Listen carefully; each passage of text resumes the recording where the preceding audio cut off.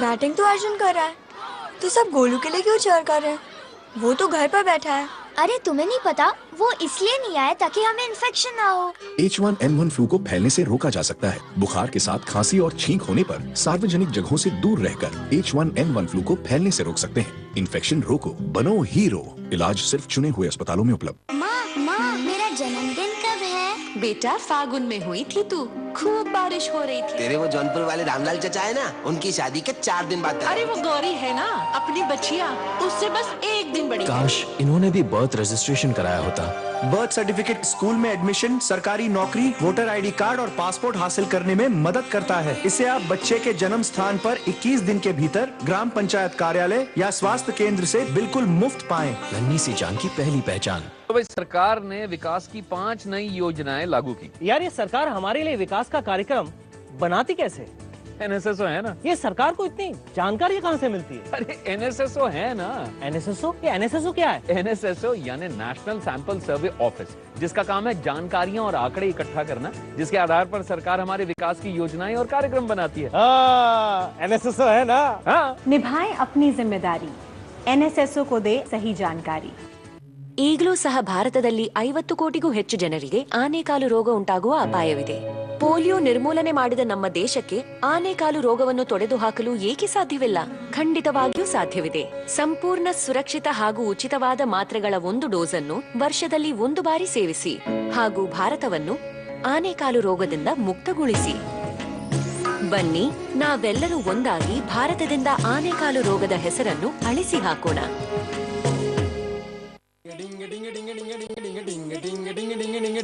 ರವಿಗೆ ಹುಟ್ಟಿತು ಪುಟ್ಟ ಪಾಪ, ಊರಲ್ಲೆಲ್ಲ ಸಂಭ್ರಮವಪ್ಪ, ಹಿರಿಯರ ಮನಸ್ಸಲ್ಲಿ ಖುಷಿಯಪ್ಪ. ಅರೆ ಅಜ್ಜಿ ತಾತ ಮನೆಗೆ ಬಂದರು, ಕುಡಿಯುವ ನೀರಲ್ಲಿ ಕೈ ಬೆರಳದ್ದಿ ಸ್ವಚ್ಛತೆಯನ್ನು ಪೂರ್ತಿ ಮರೆತರು. ಡಾಕ್ಟರ್ ಅಮ್ಮ ಬಂದರು, ಕಸದ ರಾಶಿಯ ಕಂಡರು, ಶುದ್ಧತೆಯೇ ಮುಖ್ಯವೆಂದರು.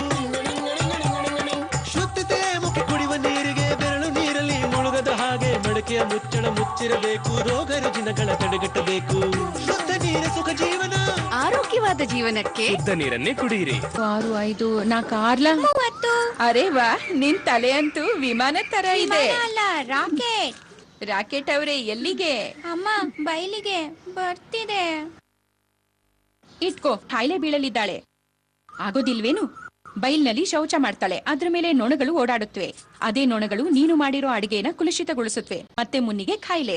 ಮನೇಲೆ ಶೌಚಾಲಯ ಕಟ್ಸು ಹಾಗೂ ಅದನ್ನ ಬಳಸು. ಸ್ವಚ್ಛ ಭಾರತ್ ಮಿಷನ್, ಒಂದು ಹೆಜ್ಜೆ ಸ್ವಚ್ಛತೆಯ ಕಡೆಗೆ. ಎಲ್ಲಿ ಆಲೋಚನೆ ಅಲ್ಲಿ ಶೌಚಾಲಯ.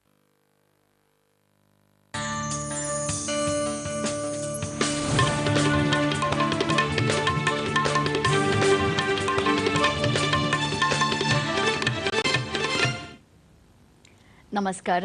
ಮುಖ್ಯಾಂಶಗಳು. ರಾಷ್ಟ್ರೀಯ ಮಹತ್ವದ ಸಂಸ್ಥೆಯಾಗಿ ನಿಮ್ಹಾನ್ಸ್ ರಾಷ್ಟ್ರಪತಿಯವರಿಂದ ಬೆಂಗಳೂರಿನಲ್ಲಿ ಲೋಕಾರ್ಪಣೆ. ಜಾಗತಿಕ ರ್ಯಾಂಕಿಂಗ್ನಲ್ಲಿ ಉನ್ನತ ಸ್ಥಾನ ಪಡೆಯಲು ದೇಶದ ಶೈಕ್ಷಣಿಕ ಸಂಸ್ಥೆಗಳು ಶ್ರಮಿಸುವುದು ಅಗತ್ಯ, ಪ್ರಣಬ್ ಮುಖರ್ಜಿ ಪ್ರತಿಪಾದನೆ. ಬಾಲ ನ್ಯಾಯ ತಿದ್ದುಪಡಿ ಮಸೂದೆ ರಾಜ್ಯಸಭೆಯಲ್ಲಿ ಮಂಡನೆ, ಸದಸ್ಯರಿಂದ ಚರ್ಚೆ ಆರಂಭ. ಹಾಗೂ 2 ದಿನಗಳ ಭೇಟಿಗಾಗಿ ಪ್ರಧಾನಿ ನರೇಂದ್ರ ಮೋದಿ ನಾಳೆ ರಷ್ಯಾಗೆ ಪ್ರಯಾಣ. ವಾರ್ತೆಗಳ ವಿವರ.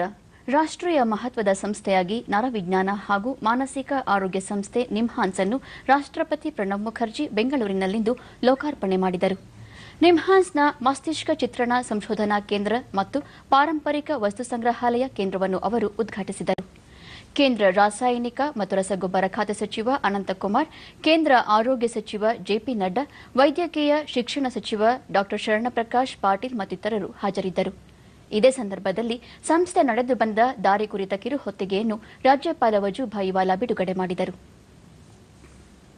ಬಳಿಕ ರಾಷ್ಟ್ರಪತಿ ಪ್ರಣಬ್ ಮುಖರ್ಜಿ ನಿಮ್ಹಾನ್ಸ್ ಸಂಸ್ಥೆ ಈ ಆಸ್ಪತ್ರೆ ಮತ್ತು ಈ ಯೋಜನೆಯನ್ನು ಜಾರಿ ಮಾಡಿ ದೇಶ ವಿದೇಶಗಳಲ್ಲಿರುವ ನರರೋಗದಿಂದ ಬಳಲುತ್ತಿರುವ ರೋಗಿಗಳ ಚಿಕಿತ್ಸೆಗೆ ಅನೇಕ ಸಂಶೋಧನೆಗಳನ್ನು ಮಾಡಿರುವುದು ಪ್ರಶಂಸನೀಯ ಎಂದರು.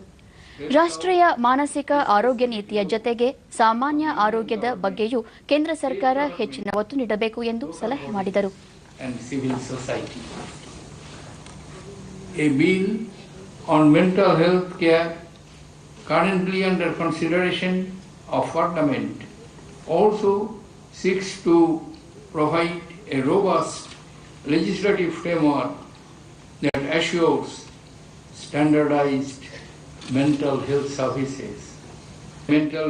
ಮೆದುಳು ಸಂಬಂಧಿತ ರೋಗಗಳ ಚಿಕಿತ್ಸೆಯಲ್ಲಿ ಆಧುನಿಕ ವೈದ್ಯಕೀಯ ತಂತ್ರಜ್ಞಾನವನ್ನು ನಿಮ್ಹಾನ್ಸ್ ಸಂಸ್ಥೆ ತನ್ನ ಸಂಶೋಧನೆ ಮೂಲಕ ಅಭಿವೃದ್ಧಿಪಡಿಸಿರುವುದು ಶ್ಲಾಘನೀಯ ಎಂದರು. ನಿಮ್ಹಾನ್ಸ್ ಸಂಸ್ಥೆಯಲ್ಲಿ ಮೆದುಳು ಬ್ಯಾಂಕ್ ಸ್ಥಾಪನೆ ಮಾಡುವ ಮೂಲಕ ನರರೋಗಗಳಿಂದ ಬಳಲುತ್ತಿರುವವರಿಗೆ ನೆರವಾಗಿದೆ ಎಂದರು. ನಿಮ್ಹಾನ್ಸ್ ಸಂಸ್ಥೆ ಕಡಿಮೆ ವೆಚ್ಚದಲ್ಲಿ ಅತ್ಯುನ್ನತ ಚಿಕಿತ್ಸೆ ನೀಡುತ್ತಿದೆ. ಇದರ ವಿಸ್ತರಣೆ ದೇಶದ ಇತರ ಭಾಗಗಳಿಗೂ ಆಗಬೇಕು ಎಂದು ಸೂಚಿಸಿದರು. Training of health functionaries, easier availability of the essential drug and better management are increasing effectiveness within the resource constraints in our country. ರಾಜ್ಯಪಾಲ ವಜುಭಾಯಿ ವಾಲಾ ವೈದ್ಯಕೀಯ ಕ್ಷೇತ್ರದಲ್ಲಿ ದಕ್ಷಿಣ ಭಾರತದ ವೈದ್ಯರ ಕೊಡುಗೆ ಅಪಾರವಾಗಿದೆ. ನಿಮ್ಹಾನ್ಸ್ ಸಂಸ್ಥೆಗೆ ಉದಾರವಾಗಿ ನೆರವು ನೀಡುವ ಮೂಲಕ ಮಾನಸಿಕ ರೋಗಗಳಿಂದ ಬಳಲುತ್ತಿರುವ ರೋಗಿಗಳ ಚಿಕಿತ್ಸೆಗೆ ಅನುಕೂಲ ಕಲ್ಪಿಸಬೇಕು ಎಂದು ಕೇಂದ್ರ ಸರ್ಕಾರಕ್ಕೆ ಮನವಿ ಮಾಡಿದರು. ವಿದೇಶಿ लोग भी यहाँ आते हैं, ऐसी क्रेडिट प्राप्त करने वाला ये इंडिया का इंस्टीट्यूट है. इंटेलिजेंसी दक्षिण भारत में काफी है और मेडिकल लाइन में तो काफी है. आप कोई भी देखेंगे, कैंसर का हो, दर्द किडनी का हो, हार्ट का हो, ऑर्थोपेडिक्स का हो, तो इंडिया के सबसे बेस्ट डॉक्टर यहाँ पर ही मिलेंगे. जिस मॉनसून सीजन में बारिश आती है, इसी तरह से पैसे की बारिश करते रहो, बाकी का काम ये सतीश चंद्र सब कर लेंगे. ಮುಖ್ಯಮಂತ್ರಿ ಸಿದ್ದರಾಮಯ್ಯ ನಿಮ್ಹಾನ್ಸ್ ವಿಶ್ವ ದರ್ಜೆಯ ಸಂಸ್ಥೆಯಾಗಿ ಹೊರಹೊಮ್ಮಿದ್ದು ಸಾರ್ಕ್ ದೇಶಗಳ ರೋಗಿಗಳು ಸೇರಿದಂತೆ ದೇಶದ ವಿವಿಧ ಭಾಗಗಳಿಂದ ಪ್ರತಿ ವರ್ಷ 5 ಲಕ್ಷ ರೋಗಿಗಳು ಚಿಕಿತ್ಸೆ ಪಡೆಯುತ್ತಿದ್ದಾರೆ ಎಂದರು. ನಿಮ್ಹಾನ್ಸ್ನ ಉತ್ತರ ಕ್ಯಾಂಪಸ್ ಕಟ್ಟಡಕ್ಕೆ 40 ಎಕರೆ ಭೂಮಿಯನ್ನು ನೀಡಿದ್ದು ಇದಕ್ಕೆ ಹಣ ಬಿಡುಗಡೆ ಮಾಡಬೇಕು ಎಂದು ಕೇಂದ್ರ ಆರೋಗ್ಯ ಸಚಿವರಿಗೆ ಮನವಿ ಮಾಡಿದರು. Considering the workload at present campus of NIMHANS, Government of Karnataka has granted nearly 40 acres of land for its North Campus. Our government will extend full support to build the North Campus as early as possible so that the services of the NIMHANS for critically ill and also in-road accident cases may be treated quickly. ಕೇಂದ್ರ ಆರೋಗ್ಯ ಸಚಿವ JP Nadda NIMHANS ಸಂಸ್ಥೆಯ ಮಾದರಿ ಕೇಂದ್ರಗಳನ್ನು ಇತರೆಡೆ ಅಭಿವೃದ್ಧಿಪಡಿಸಲು ಕೇಂದ್ರ ಸರ್ಕಾರ ಪರಿಶೀಲಿಸುತ್ತಿದೆ ಎಂದರು. NIMHANS symbolizes innovation, commitment, and clinical brilliance to deliver high-quality healthcare and super specialty areas. NIMHANS model and success should be replicated in different parts of the developing world. NIMHANS has also trained thousands of professionals in the field of mental health and neurosciences from different parts of the country, thereby contributing towards meeting the needs of the skilled manpower in the fields of neurology, neuropsychiatry, psychiatry, clinical psychology, psychiatric social work, psychiatric nursing, and other subjects. ರಾಜ್ಯಕ್ಕೆ 2 ದಿನಗಳ ಭೇಟಿಗೆ ಆಗಮಿಸಿರುವ ರಾಷ್ಟ್ರಪತಿ ಪ್ರಣಬ್ ಮುಖರ್ಜಿ ಕಲಬುರಗಿಯಲ್ಲಿಂದು ಕರ್ನಾಟಕ ಕೇಂದ್ರೀಯ ವಿಶ್ವವಿದ್ಯಾಲಯದ 2ನೇ ಘಟಿಕೋತ್ಸವದಲ್ಲಿ ಪಾಲ್ಗೊಂಡರು. ಪ್ರತಿಭಾವಂತ ವಿದ್ಯಾರ್ಥಿಗಳಿಗೆ ಚಿನ್ನದ ಪದಕ ಪ್ರದಾನ ಮಾಡಿದರು. ರಾಜ್ಯಪಾಲ ವಜುಭಾಯಿ ವಾಲಾ, ಮುಖ್ಯಮಂತ್ರಿ ಸಿದ್ದರಾಮಯ್ಯ, ಸಚಿವ ಖಮರುಲ್ ಇಸ್ಲಾಂ, ಲೋಕಸಭೆಯಲ್ಲಿ ಕಾಂಗ್ರೆಸ್ ಪಕ್ಷದ ನಾಯಕ ಮಲ್ಲಿಕಾರ್ಜುನ ಖರ್ಗೆ, ಕುಲಪತಿ ಡಾಕ್ಟರ್ ಎಚ್ಎಂ ಮಹೇಶ್ವರಯ್ಯ ಸೇರಿದಂತೆ ಅನೇಕ ಗಣ್ಯರು ಉಪಸ್ಥಿತರಿದ್ದರು. ಬಳಿಕ ಪ್ರಣಬ್ ಮುಖರ್ಜಿ ಘಟಿಕೋತ್ಸವ ಭಾಷಣ ಮಾಡಿ ಕರ್ನಾಟಕ ಹಲವು ಭಾಷೆ ಹಾಗೂ ವಿಭಿನ್ನ ಸಂಸ್ಕೃತಿ ಹೊಂದಿರುವ ನಾಡು ಎಂದು ಪ್ರಶಂಸಿಸಿದರು. ದೇಶದ 2 ಉನ್ನತ ಶಿಕ್ಷಣ ಸಂಸ್ಥೆಗಳು ಜಗತ್ತಿನ 200 ಅತ್ಯುತ್ತಮ ವಿಶ್ವವಿದ್ಯಾಲಯಗಳ ಪಟ್ಟಿಯಲ್ಲಿ ಸ್ಥಾನ ಪಡೆದಿವೆ. ಮುಂದಿನ ದಿನಗಳಲ್ಲಿ ಭಾರತದ ಇನ್ನಷ್ಟು ವಿಶ್ವವಿದ್ಯಾಲಯಗಳು ಈ ಪಟ್ಟಿಗೆ ಸೇರ್ಪಡೆಯಾಗಲಿವೆ ಎಂಬ ವಿಶ್ವಾಸ ವ್ಯಕ್ತಪಡಿಸಿದರು.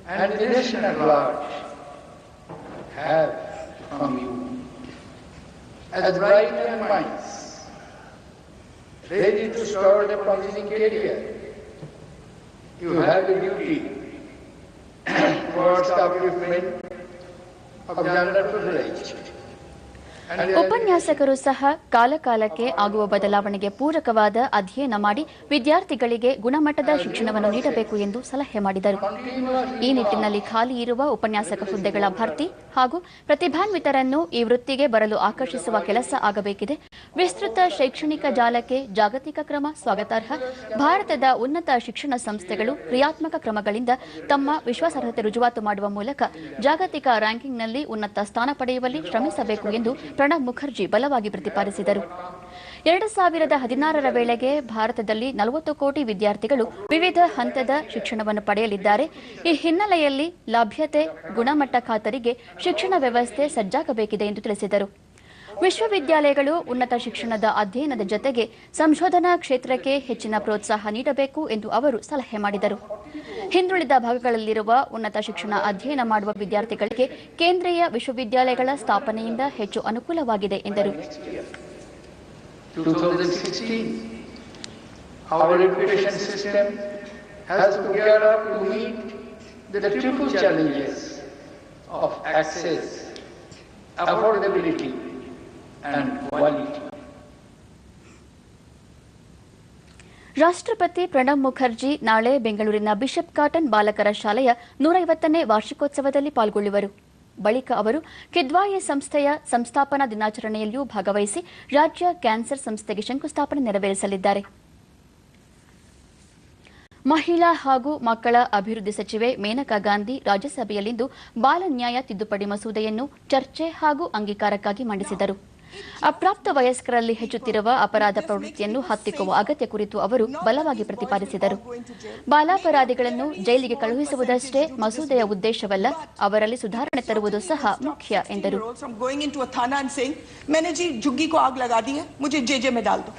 मैंने जी गाड़ियां 50 चोरी की हैं, जेजे में डाल दो. मुझे अपने पड़ोसी का बलात्कार कर दिया, मुझे जेजे में डाल दो. These are self-confessed crimes. And every police thana will tell you that they're abounding with self-confessed crimes because these 16-year-olds know that at the moment nothing can happen to them. ಸಂಸದೀಯ ವ್ಯವಹಾರ ಸಚಿವ ವೆಂಕಯ್ಯ ನಾಯ್ಡು ಈ ಮಸೂದೆಯನ್ನು ಪೂರ್ವಾನ್ವಯವಾಗುವಂತೆ ಜಾರಿಗೊಳಿಸಲು ಸಾಧ್ಯವಾಗದೆಂಬ ಅಂಶವನ್ನು ಜನತೆ ಗಮನಿಸಬೇಕಾಗುತ್ತದೆ ಎಂದು ಸ್ಪಷ್ಟಪಡಿಸಿದರು. People are not aware of the fact that this bill cannot have retrospective effect. That's a matter to be brought to the notice of the people through the August House. Congress ನಾಯಕ ಗುಲಾಂ ನಬಿ ಆಜಾದ್ ಬಾಲ ನ್ಯಾಯ ಮಂಡಳಿಗೆ ಇನ್ನೂ ಹೆಚ್ಚಿನ ಅಧಿಕಾರ ನೀಡುವ ಅಗತ್ಯ ಇದೆ ಎಂದು ವಾದಿಸಿದರು. रेप के लिए है, गैंग रेप के लिए है, आतंकवाद को भी इससे जोड़ना चाहिए, उनके खिलाफ भी कार्रवाई होनी चाहिए. लेकिन एक चीज बहुत जरूरी कि इनके लिए जेल में अलग व्यवस्था होनी चाहिए. जुवेनाइल जस्टिस बोर्ड जो है उसको और ब्रॉड बेस बनाने की जरूरत है.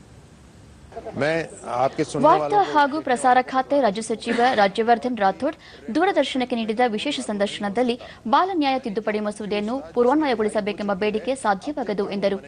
ನಿರ್ಭಯ ಹತ್ಯೆ ಪ್ರಕರಣದಲ್ಲಿ ಬಾಲಾಪರಾಧಿಯ ಬಿಡುಗಡೆ ಈಗಾಗಲೇ ಆಗಿದೆ. ಈ ಮಸೂದೆಯನ್ನು ಇದಕ್ಕೂ ಮೊದಲು ಅಂಗೀಕಾರಕ್ಕಾಗಿ ಹಲವಾರು ಬಾರಿ ಸದನದಲ್ಲಿ ತರಲಾಗಿದ್ದರೂ ಕಾಂಗ್ರೆಸ್ ಚರ್ಚೆಗೆ ಅಡ್ಡಿಪಡಿಸುತ್ತಲೇ ಬಂದಿದೆ. ಆದರೆ ಈಗ ನಿನ್ನೆ ಜನತೆಯ ಆಕ್ರೋಶ ನೋಡಿ ಮಸೂದೆ ಚರ್ಚೆಗೆ ಕಾಂಗ್ರೆಸ್ ಮುಂದೆ ಬಂದಿದೆ. ಇಂಥ ನಿರ್ಣಯ ತೆಗೆದುಕೊಳ್ಳುವಲ್ಲಿ ವಿಳಂಬ ಮಾಡಿದ ದೇಶಕ್ಕೆ पूर्ण लाभ ದೊರೆಯದು ಎಂದರು. कांग्रेस का क्या पर्सनल एजेंडा था? और कल जब जनता का आक्रोश देखा तो उन्होंने कहा हम चर्चा के. ಪ್ರಧಾನಿ ನರೇಂದ್ರ ಮೋದಿ 2 ದಿನಗಳ ಭೇಟಿಗಾಗಿ ನಾಳೆ ರಷ್ಯಾಕ್ಕೆ ಪ್ರಯಾಣ ಬೆಳೆಸುವರು. ರಕ್ಷಣೆ, ಪರಸ್ಪರ ಸಹಕಾರ, ಇಂಧನ, ವ್ಯಾಪಾರ, ಬಾಹ್ಯಾಕಾಶ ವಿಜ್ಞಾನ ಸೇರಿದಂತೆ ಮಹತ್ವದ ವಲಯಗಳಲ್ಲಿ ವ್ಯೂಹಾತ್ಮಕ ಸಂಬಂಧಗಳ ವಿಸ್ತರಣೆ ಕುರಿತು ರಷ್ಯಾ ಅಧ್ಯಕ್ಷ ಪುಟಿನ್ ಹಾಗೂ ಪ್ರಧಾನಿ ಈ ಸಂದರ್ಭದಲ್ಲಿ ಚರ್ಚಿಸಲಿದ್ದಾರೆಂದು ವಿದೇಶಾಂಗ ಕಾರ್ಯದರ್ಶಿ ಎಸ್ ಜೈಶಂಕರ್ ದೆಹಲಿಯಲ್ಲಿ ತಿಳಿಸಿದರು. ಉಭಯ ನಾಯಕರ ಶೃಂಗಮಟ್ಟದ ಮಾತುಕತೆ ನಂತರ ಹಲವಾರು ಮಹತ್ವದ ಒಪ್ಪಂದಗಳಿಗೆ ಸಹಿ ಹಾಕಲಾಗುವುದೆಂದು ಅವರು ಹೇಳಿದರು. ವಿಶ್ವಸಂಸ್ಥೆ ಭದ್ರತಾ ಮಂಡಳಿಯಲ್ಲಿ ಭಾರತಕ್ಕೆ ಶಾಶ್ವತ ಸದಸ್ಯತ್ವ ಸ್ಥಾನಕ್ಕೆ ರಷ್ಯಾದ ಬೆಂಬಲ ಕುರಿತು ಭಾರತಕ್ಕೆ ಸಂದೇಹವಿಲ್ಲ ಎಂದು ಅವರು ತಿಳಿಸಿದರು. of our relationship, and that would continue to be a big theme at this summit as well. BJP ಸಂಸದೀಯ ಮಂಡಳಿ ಸಭೆ ದೆಹಲಿಯಲ್ಲಿಂದು ನಡೆಯಿತು. ನಂತರ ಸಂಸದೀಯ ವ್ಯವಹಾರಗಳ ಸಚಿವ ಎಂ ವೆಂಕಯ್ಯ ನಾಯ್ಡು ಎನ್ಡಿಎ ಸರ್ಕಾರಕ್ಕೆ ಕಳಂಕ ತರಲು ಕಾಂಗ್ರೆಸ್ ಪಕ್ಷ ಸೃಷ್ಟಿತ ಆರೋಪಗಳನ್ನು ಮಾಡುತ್ತಿದೆ ಎಂದು ಪ್ರಧಾನಿ ನರೇಂದ್ರ ಮೋದಿ ಸಭೆಯಲ್ಲಿ ಟೀಕಿಸಿದರೆಂದು ಹೇಳಿದರು. ಹಣಕಾಸು ಸಚಿವ ಅರುಣ್ ಜೇಟ್ಲಿ ತಮ್ಮ ವಿರುದ್ಧ ಮಾಡಲಾಗುತ್ತಿರುವ ಆಪಾದನೆಗಳಿಂದ ಮುಕ್ತರಾಗುತ್ತಾರೆ. ಹವಾಲಾ ಪ್ರಕರಣದಲ್ಲಿ ಎಲ್ಕೆ ಅಡ್ವಾಣಿ ಮುಕ್ತರಾದಂತೆ ಅರುಣ್ ಜೇಟ್ಲಿಯವರು ಯಶಸ್ವಿಯಾಗುತ್ತಾರೆಂದು ಪ್ರಧಾನಿ ವಿಶ್ವಾಸ ವ್ಯಕ್ತಪಡಿಸಿದ್ದಾಗಿ ವೆಂಕಯ್ಯ ನಾಯ್ಡು ತಿಳಿಸಿದರು. And then Congress strategy has boomerang out of the Congress party. Same thing is going to happen with regard to the allegation against Arun Jaitley. And same thing is going to happen because they have no issues. They want to cover up their own failures and scams and scandals. That's why they are making this sort of allegations. ಇಂದು ಬೆಳಿಗ್ಗೆ ದೆಹಲಿಯಿಂದ ರಾಂಚಿಗೆ ಹೊರಟಿದ್ದ BSF super king ವಿಮಾನ ಗಗನಕ್ಕೇರಿದ ಕೆಲ ಕ್ಷಣದಲ್ಲೇ ದ್ವಾರಕ ಸಮೀಪ ಪತನಗೊಂಡಿದೆ. ದುರ್ಘಟನೆಯಲ್ಲಿ ವಿಮಾನದಲ್ಲಿದ್ದ 2 ಪೈಲಟ್ಗಳು ಹಾಗೂ 8 ಮಂದಿ ತಂತ್ರಜ್ಞರು ಮೃತಪಟ್ಟಿದ್ದಾರೆ. ತಂತ್ರಜ್ಞರು ಹೆಲಿಕಾಪ್ಟರ್ ಒಂದನ್ನು ದುರಸ್ತಿ ಮಾಡಲು ರಾಂಚಿಗೆ ತೆರಳುತ್ತಿದ್ದರು ಎಂದು ಬಿಎಸ್ಎಫ್ ಮೂಲಗಳು ತಿಳಿಸಿವೆ. ನಾಗರಿಕ ವಿಮಾನಯಾನ ಸಚಿವಾಲಯ ಘಟನೆ ಕುರಿತು ತನಿಖೆಗೆ ಆದೇಶಿಸಿದೆ. ಕೇಂದ್ರ ಗೃಹ ಸಚಿವ ರಾಜನಾಥ್ ಸಿಂಗ್ ಪ್ರಧಾನಿ ನರೇಂದ್ರ ಮೋದಿ ಅವರಿಗೆ ಘಟನೆ ಕುರಿತು ಮಾಹಿತಿ ನೀಡಿ ಸ್ಥಳಕ್ಕೆ ಧಾವಿಸಿ ಪರಿಶೀಲನೆ ನಡೆಸಿದರು. ನಾಗರಿಕ ವಿಮಾನಯಾನ ಖಾತೆ ರಾಜ್ಯ ಸಚಿವ ಮಹೇಶ್ ಶರ್ಮಾ ದುರಂತ ಕುರಿತು ತನಿಖೆಗೆ ಆದೇಶಿಸಲಾಗಿದೆ ಎಂದರು. सब 10 लोग थे पायलट समेत उन सभी की मृत्यु हो गई है.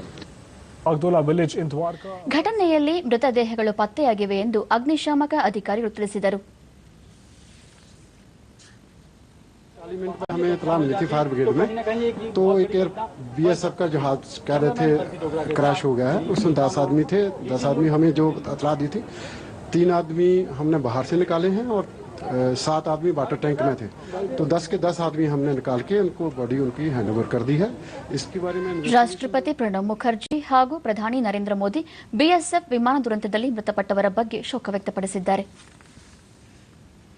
ಉಪ ಲೋಕಾಯುಕ್ತ ನ್ಯಾಯಮೂರ್ತಿ ಸುಭಾಷ್ ಬಿ ಅಡಿ ಪದಚ್ಯುತಿ ನಿರ್ಣಯ ಹಾಗೂ ಕರ್ತವ್ಯ ನಿರ್ವಹಣೆ ವಿಷಯದಲ್ಲಿ ಕಾನೂನು ಸಚಿವ ಟಿಬಿ ಜಯಚಂದ್ರ ದಿಕ್ಕು ತಪ್ಪಿಸುವ ಕೆಲಸ ಮಾಡಿದ್ದಾರೆ ಎಂದು ಬಿಜೆಪಿ ಮುಖಂಡ ಎಸ್ ಸುರೇಶ್ ಕುಮಾರ್ ಬೆಂಗಳೂರಿನಲ್ಲಿಂದು ಆರೋಪಿಸಿದ್ದಾರೆ. ಪ್ರಸಕ್ತ ವಿಧಾನ ಪರಿಷತ್ ಚುನಾವಣೆಯ ನಂತರ ಸಚಿವ ಜಯಚಂದ್ರ ವಿರುದ್ಧ ಹಕ್ಕುಚ್ಯುತಿ ನಿರ್ಣಯ ಮಂಡಿಸುವ ಕುರಿತು ವಿಧಾನಮಂಡಲದ ಉಭಯ ಸದನಗಳ ವಿಪಕ್ಷ ನಾಯಕರು ತೀರ್ಮಾನ ಕೈಗೊಳ್ಳುವರು ಎಂದು ಅವರು ಹೇಳಿದರು. ಈ ನಡುವೆ ಸಚಿವ ಜಯಚಂದ್ರ ಉಪಲೋಕಾಯುಕ್ತರ ಪದಚ್ಯುತಿ ನಿರ್ಣಯ ಅಂಗೀಕಾರವಾಗಿಲ್ಲ ಎಂದು ಬಹಿರಂಗ ಹೇಳಿಕೆ ನೀಡುವ ಮೂಲಕ ಗೊಂದಲಕ್ಕೆ ಕಾರಣರಾಗಿದ್ದಾರೆ ಎಂದು ಅವರು ದೂರಿದರು.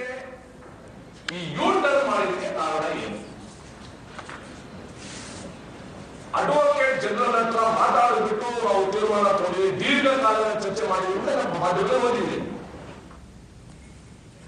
ಕೊನೆಯಲ್ಲಿ ಮತ್ತೊಮ್ಮೆ ಮುಖ್ಯಾಂಶಗಳು.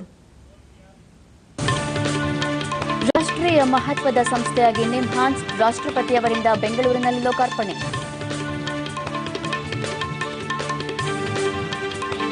ಜಾಗತಿಕ ರ್ಯಾಂಕಿಂಗ್ನಲ್ಲಿ ಉನ್ನತ ಸ್ಥಾನ ಪಡೆಯಲು ದೇಶದ ಶೈಕ್ಷಣಿಕ ಸಂಸ್ಥೆಗಳು ಶ್ರಮಿಸುವುದು ಅಗತ್ಯ, ಪ್ರಣಬ್ ಮುಖರ್ಜಿ ಪ್ರತಿಪಾದನೆ. ಬಾಲ ನ್ಯಾಯ ತಿದ್ದುಪಡಿ ಮಸೂದೆ ರಾಜ್ಯಸಭೆಯಲ್ಲಿ ಮಂಡನೆ, ಸದಸ್ಯರಿಂದ ಚರ್ಚೆ ಆರಂಭ. ಹಾಗೂ 2 ದಿನಗಳ ಭೇಟಿಗಾಗಿ ಪ್ರಧಾನಿ ನರೇಂದ್ರ ಮೋದಿ ನಾಳೆ ರಷ್ಯಾಗೆ ಪ್ರಯಾಣ. ನಮ್ಮ ಮುಂದಿನ ವಾರ್ತಾ ಪ್ರಸಾರ ರಾತ್ರಿ 9 ಗಂಟೆಗೆ ಚಂದನದಲ್ಲಿ. ನಮಸ್ಕಾರ.